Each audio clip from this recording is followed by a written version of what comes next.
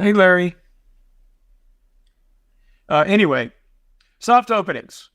I used to own a restaurant, which was the stupidest thing I ever did in my entire life, with one exception, and that's my first wife, which we won't go into. But anyway, when you have a restaurant, it's common to have a soft opening. That means you're not really publicizing your grand opening. You're not hanging banners and whatnot. You're inviting friends, family, maybe a few strangers in, so you can test, make sure everybody knows how to make the food and how to serve the food and all that sort of thing. In other words, you want to make mistakes with a few people and then, obviously refine your business plan. And so that's what we're doing right now. We're having a soft opening because I've done TV news for 30 years. So I've been on camera a lot, but I've never done Facebook Live. And we've actually already managed to screw things up a little bit this morning, but we'll try to do the best we can. I'm going to have to put my spectacles back on so I can see who's here. Okay, good. We've just got just a few of us now. Hey, William. So tell me, where are you guys from? Where's everybody from? I'm in Fort Lauderdale, Florida. Yachting capital of the world. Where are you guys from? Let's see. Tell me. Nobody wants to tell me where they are? I'm not coming over. Anyway, what we're going to talk about today, hopefully, we're going to talk about whatever you want to talk about, first of all. But what I have in mind, I have an outline which we can depart from at any time. But obviously what we want to talk about is the huge interest rate decline that just occurred. So I want to talk basically what just happened, why did it happen, how is it going to affect you, and what you should do about it right now. So I'm going to take a wild step. Actually, let me give you my credentials first. That's what my notes say to do. I started Money Talks in 1991. We started as a television news service. So in other words, I would make syndicated news stories and I'd feed them to TV stations. So it's on about 80 TV stations. And I did that for 30 years. I stopped doing it last year or the year before. I say because there was no more money in the news business, which is partially true. But what's also true is I wanted to get out of TV before high definition came along. And when 4K came, I'm like, dude, move the camera back. I'm not looking good. So anyway, I got off of TV a couple of years ago and now basically just run this website. I've been a CPA since 1981. And I also worked as an investment advisor for two major Wall Street firms, E.F. Hutton, I don't know if you remember them, and Shearson. Both these companies are now out of business. Anyway, I was a Wall Street investment advisor for 10 years. I've earned licenses in securities supervisor, options principal, commodities, life insurance, and real estate. So I've been giving money advice professionally for about 45 years. So now, let me see what you guys are. I have to look over, put my glasses back on and look at your comments. Okay, Alabama, California, awesome. Lakeland, Florida, Great Falls, Montana. God, this is so cool. I've never done anything like this. It's cool. So people from all over Dubuque. Dunedin, Florida? I don't even know where that is. Anyway, that's Alex. Hey, Alex. I want to say hi to everybody and thanks for helping us do this thing. And hopefully it'll be fun and we'll be able to do it again in the future. But let me go ahead and start talking about interest rates. As I'm sure you're aware, unless you live in a cave, the Federal Reserve lowered interest rates by 50 basis points, 0.5%, a couple of days ago, bringing the Fed funds rate from 5.5 down to 5. That sounds like blah, blah, blah, right? But it's really important. But let's start with what the Fed funds rate is. I'm not going to, this isn't a college course. So basically the Fed sets interest rates and they have two mandates. One, to keep employment as full as possible. And two, to squash inflation, keep inflation under control. Okay, so what happened on Wednesday was that for the first time in 4 years, the Federal Reserve reduced interest rates. And that's telling you something. What it's telling you is the Fed was freaked out about inflation, right? As all of us were. And so they kept raising interest rates to fight that inflation. But when they start lowering rates, what does that tell you? It tells you that they're going in the other direction. Now they're not concerned about inflation as much because inflation has come down. So what they're concerned about now is jobs. Because if rates stay high and the economy slows down as a result, people could start losing their jobs. So even though it's a 0.5 point shift in interest rates, it's a big shift in their goals. They were all about fighting inflation. Now they're all about making sure the economy doesn't go into a hole, doesn't go into a recession. So that's why they reduce rates, and that's why it's important. Let me put my glasses back on. We'll see if anybody has anything to say about it. And by the way, we can talk about anything you want. I have this set up so we can talk about this, but we can talk about anything. And you can ask me any question, and I really encourage you to, because I do like talking to myself. I've worked alone for 30 years. So I pretend I'm talking to my cats, but I'm actually talking to myself. And I will sit here and talk to myself, but I'd really rather hear from you guys too and talk about whatever you want. So anyway, interest rates have now dropped to 0.5 point, and they're probably going to continue to drop. My guess would be that they're going to drop 2 more times this year, probably by 0.25 point each, and maybe 4 more times next year. So the interest rates are going to go down significantly. Now, what happens when interest rates are cut? Here's something super important to know. The Federal Reserve does not control all interest rates. They only control one, and that's the Fed funds rate. That rate is the interest rate that banks pay each other when they borrow from each other. We won't get in the weeds on that. But anyway, the Fed funds rate has nothing to do with you or me. So that's the only thing the Fed controls. They don't control mortgage rates. They don't control car loan rates. They don't control long-term bond rates.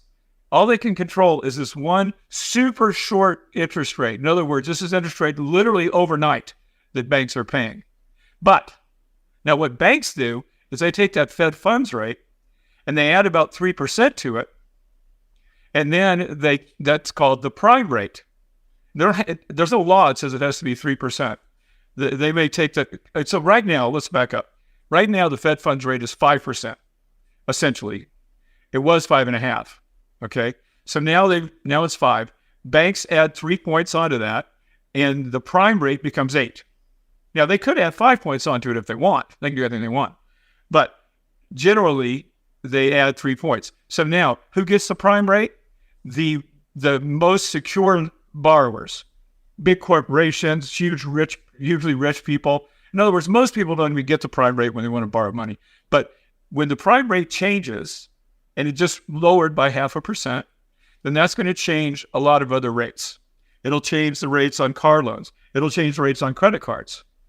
It doesn't directly change mortgage rates, except if you have an adjustable mortgage. It can change those rates. And it's going to take time for all these things. But let's talk about CDs. Now, when they lower that rate, when the Fed funds rate goes down, are banks automatically going to lower their rates on CDs? They probably will, but they don't have to. So in other words, let's say the bank is competing with another bank, and one bank lowers their rate. The other bank may just keep their CD rate, 1-year CD rate at 5. They can't do that. Ultimately, obviously, as rates go down, universally, then rates are going to start coming down on our savings stuff too. Let me look over here. Is this a sign of recession? Well, this is what's interesting about interest rates too. Interest rates come down because the Fed is trying to stimulate the economy, right? When they raise interest rates, they're trying to slow the economy down, literally like putting your foot on the brake. And then when they lower interest rates, that's like putting your foot on the gas, right? So the reasons that they lower rates can be to stimulate the economy to try to prevent a recession. But they also may just lower rates like now. We're not really close to a recession, at least from what I'm reading. But rates are higher than they need to be, and the economy is gradually slowing, and the Fed wants to head that off by lowering rates so we don't get into a recession. But generally speaking, lower rates are good for the stock market for several reasons. Let me make sure I got everybody. Nope, stock market takes the lower rate is good for economy. William, that's really good because what can happen when you see rates go down is one of two things. It could be really good because businesses make more money when interest rates are lower, obviously, for several reasons. First of all, you and I could buy more crap because we can, finance the finance the purchase at a lower interest rate. So we're going to buy more. That makes them more profitable. Also, they borrow money, which makes them more profitable if they have to pay less interest, right? So lowering rates can be really good for stocks. But on the other hand, if the Fed is lowering rates because the economy is going into a recession, well, recessions aren't good for stocks. So if the economy is slowing down, that's bad for stocks. If the interest rates are going down, that's good for stocks. So which is it? Are lowering rates good or bad for stocks? And the answer is yes. Who knows? I mean, it could be either way. And yet, in fact, you've seen that. On Wednesday, when they lowered the rates, the stock market tanked, didn't it? And then yesterday, the stock market took the opposite view and said, oh my gosh, rates are low. Companies are going to be more profitable. And they bought the hell out of the stock market. So it's really hard to know. I mean, lowering rates doesn't automatically.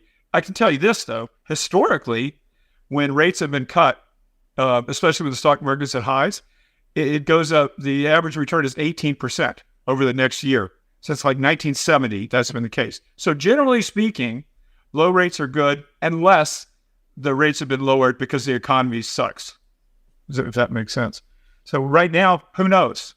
I mean, the stock market's down a little bit today. Anyway, let's see. Hope we have a soft landing. Thanks for bringing that up too, William.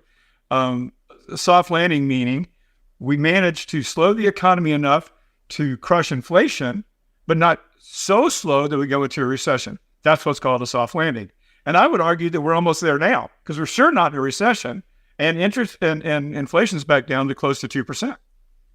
So that would be a soft landing. And I think now some people are saying, no, it's going to keep going. The economy is going to get worse and worse, and we're going to go into a recession. That means we would have a hard landing. But I think we've engineered, or me, but Jerome Powell has engineered a soft landing. Okay. Well, thank you, William. Money Talks gives lots of practical information and advice. I appreciate that. We try. Okay, I'll continue unless I get other questions. Have I answered everyone's questions so far? Well, this is a good question. Will the upcoming election have any effect on interest rates?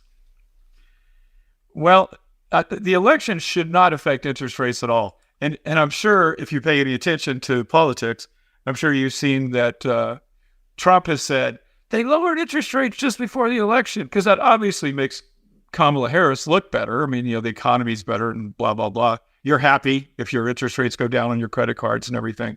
And so some people, almost universally, whatever politician is not favored by an interest rate cut claims the other side is gaming the system.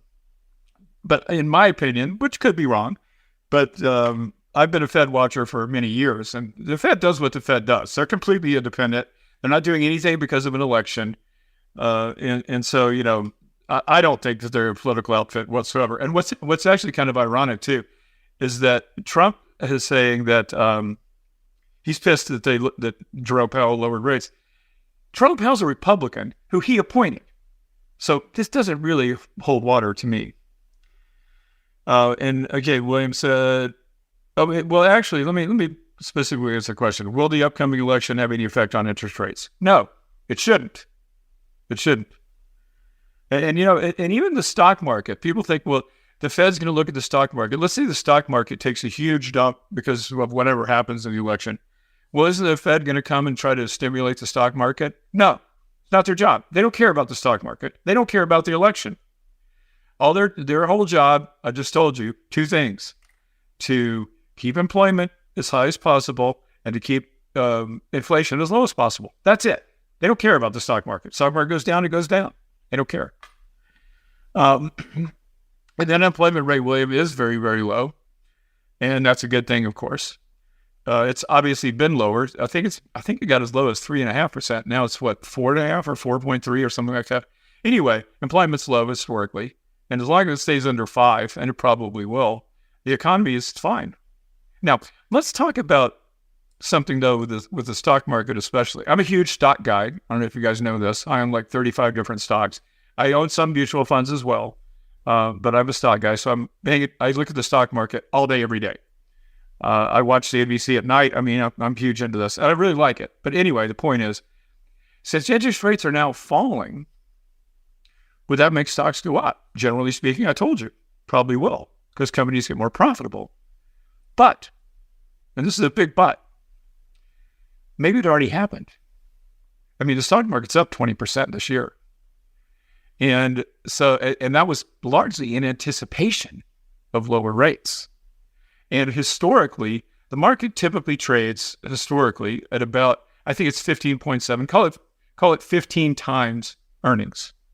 So the S&P 500 generally trades at about 15 times the earnings of all the companies within it.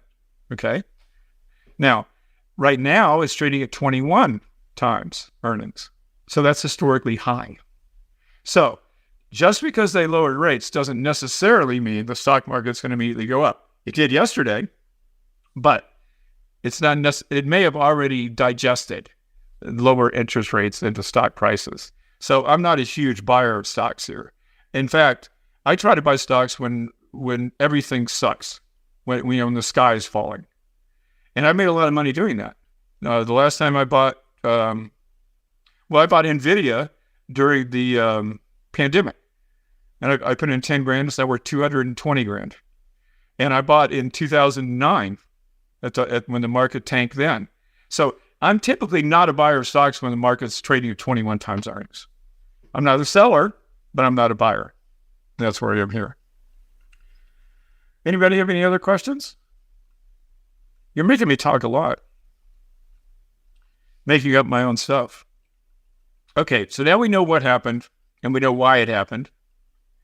Because policymakers are more concerned now about the economy than they are about inflation. How will it affect you? Obviously, two diametrically opposed people here. If you're a saver, like me, and I suspect like most of you guys, then this is obviously not going to be great news for us, because I was earning 5% in a money market fund. And that's fine with me, because I'm at the stage of my life, I'm 69. You ever heard this Will Rogers quote? I'm at the age where I'm more concerned with the return of my money than the return on my money. So earning 5%, and I also had treasuries, but just in money market, was awesome. Now, obviously, these rates are going to come down. They don't have to come down today, but they're going to come down. So that easy 5% is not going to be around for that much longer. So that's bad for us savers, although, as I said, could be helpful for the stock market. Now, if you're a borrower, obviously, you want rates to go down. So it's good for borrowers when rates go down. Probably mortgage rates are, again, in anticipation perhaps, mortgage rates are around 6% now, and they were as high as almost 8%. So mortgage rates have already dropped a bunch. And again, Federal Reserve doesn't control that. It's the market that does. So borrowers are in much better shape now. Of course, if you're paying 24% interest on a credit card and interest rates drop a half a point, well, you're still screwed. Just maybe not as painfully, but still screwed. So you really want to get your debts paid down. But I expect the rates are going to continue to go down, like I said, for at least the next year. Let's see, what to say. Try to okay, yeah, what should you do? That's my next topic. But anyway, how it affects you. Saver we went over, borrow we went over, stock market we went over. How about the bond market? Now, one of the things I did was I bought some bonds. I'm not a huge bond buyer, but now I'm getting old, so I'm going to have to start looking at income. But bonds do well when interest rates fall. Why? Because obviously, if I've got a 5% CD and the best you could get is 4%, then my CD is more valuable than yours, right? Same thing in the bond market. So what I did was I bought some bonds to take advantage, because they'll become more valuable as interest rates drop. And I can sell those bonds for a profit. Not to mention, I can lock in those rates. So one of the things, let's go back into what you should do then. If you're a saver, you need to be locking in rates right now, today.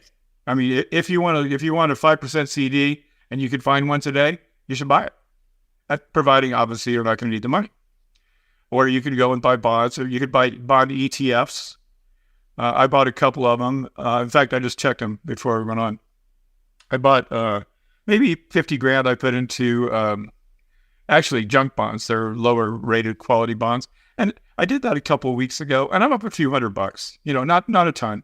But, as interest rates fall, the bonds become more valuable in those ETFs. And I hope hopefully I will lock in higher rates, and maybe I can make a little money. So that's what I've done. So that's what you should be doing now too if you're a saver. Let's see. What does Mike say? I only own 10 stocks. Several have done very well. I'm interested in selling to take a bit back and use it for fun and invest in additional stocks. If I sell, I believe I need to make 120% to break even on a sale to cover the sale and the tax. I'm not really sure what you mean by that. If you sell, okay, I get that you want to take some profits, which is always a good idea. But you need to make 120%. Oh, in other words, you need to make extra to cover the taxes. Now, remember that your taxes on long-term capital gains are shorter. If you've held it for a year, they're shorter, or they're less than they are on short-term capital gains, which are taxed just like your regular income. But really, a couple of pieces of advice here. Number one, never have so much money in the stock market that you're bummed if it goes down. I mean, really, if you're laying awake at night staring at the ceiling because you're freaked that the stock market's going to drop, you've got too much money in it. Okay? Take some out, period. Never hurts to take a profit. But remember, too, when I was a stockbroker, I was an investment advisor for many years. And you know what people do? They sell their winners, can't go broke taking a profit, and they hold on to their losers, hoping they'll come back. If you've got stocks that are winners, you really need them to be big winners to offset the losses. So what most people do is the exact opposite of what they should do. Keep your losses short and your profits long. I put $1,700 into Apple in 2001. It became worth over $1 million. And do you know how many times over that 23-year period I saw people on CNBC or read articles saying, Apple sucks, need to get out of Apple? I could have sold that 1 million times, but I didn't. Well, I have sold a lot of it now, but I still have a couple $100,000 in it. The point is, definitely take some profits. Don't have too much money in the stock market where you're freaking out and worrying and staring at the ceiling at night. And then let your profits run and cut your losses short.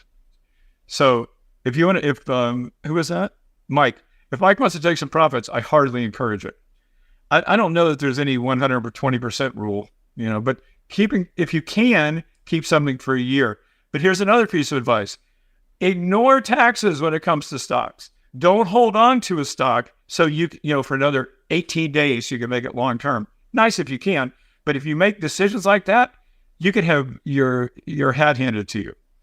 Make decisions based on whether you still want to own that stock or not on taxes, not on how much you paid for it. The reasons you bought that stock still valid? If they are, keep the stock.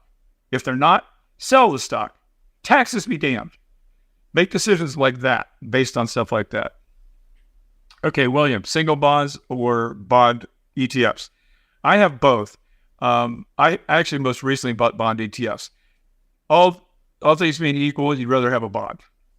Because, you could take a treasury, a liquid treasury bond, and you can sell that thing if you want to make a profit when interest rates fall. Whereas ETFs, they may be replacing bonds as they come due with new bonds, which are going to be at lower rates, right? So in an ideal world, if you're going to lock in a rate, you buy a bond with, if you get a bond today for 7% interest, you got that 7% interest until that bond matures.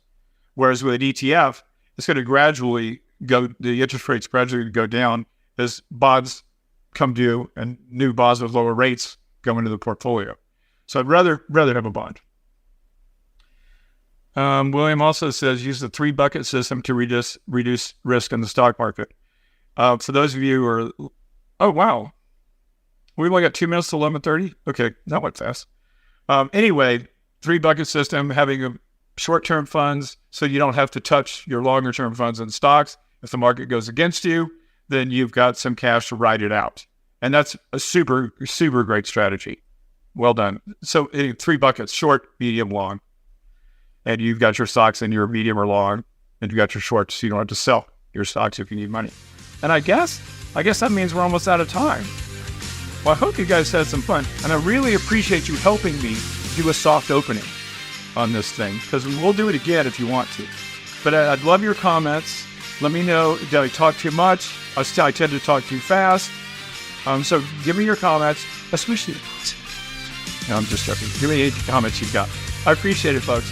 And we will see you right here. I don't know the next time, but keep an eye out. We'll let you know.